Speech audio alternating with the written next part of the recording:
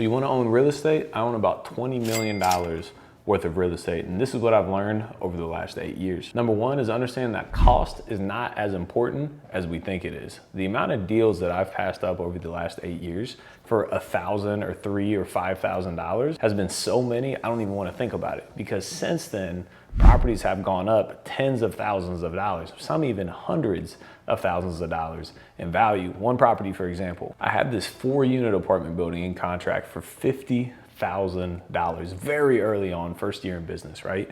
And I ended up getting the property inspected. The sewer drains were like collapsed, so it was like a $7,000 fix.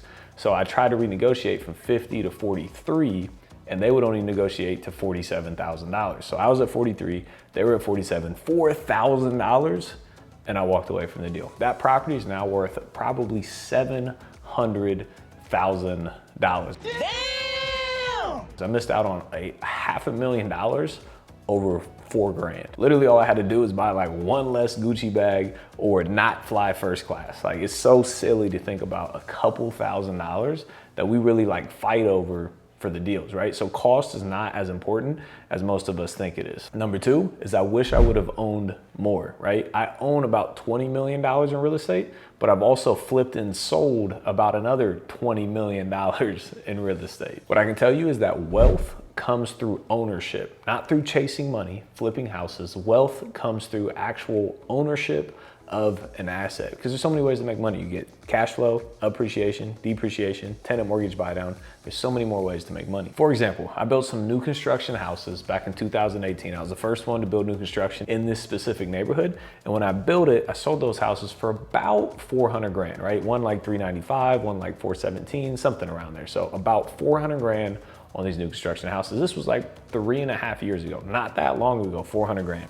Now, the same houses are selling for $800,000. It was at this moment that he knew he up. That's a $400,000 gain over the last 3.5 years. That's like 25–30% a year on top of potential cash flow, depreciation, and tenant mortgage buy down. That's just on the appreciation. So just those alone, I missed out on millions and millions of dollars on top of the other millions and millions and millions of dollars that I've sold over the years. So I'm not saying I wish I would have kept everything, because I needed to make money, to put money in my pocket, to live and grow. But what if I kept a third or a half of the properties that I sold in the past? I'd be up many more millions than where I'm at now. Lesson number 3 is be open to partnering. I used to be the guy that wanted 100% of everything, right? I wanted 100% of my little grape versus 10, 50, 70% of a watermelon. So at the beginning, didn't partner with anybody. Since then, love partnerships, love them. They're amazing. I've made tons of money.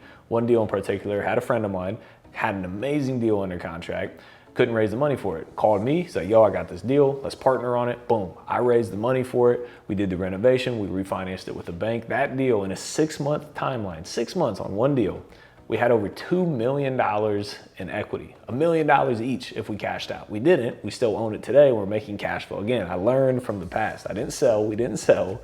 We actually kept it to build long-term generational wealth on those assets. I should have been partnering since the day one, right? It took me 6–7 years to finally understand the power of partnering with other people to grow together. And number 4, I wish I would have gone bigger sooner, right? I don't know what it was. It was probably fear from going into bigger deals, because I did a ton of single family deals for the first 5 years of my business, right? Only single families, a couple duplexes, nothing too big. But since then, not even since then, including then, the most profitable deals I've done by far have been the larger deals. 8-unit apartment complex, 18-unit single family portfolio, 6-unit apartment complex. Those deals, I've made so much more money than these little single family houses. You gotta understand, you know, a 10-unit apartment building is one building, right? You turn it one time and you're done. 10 single family houses, you got 10 contractors, 10 appraisers, 10 inspectors, 10 banks, 10 refinances. It adds up way faster doing them, you know, single family houses versus apartments, multifamilies, portfolios, whatever it is.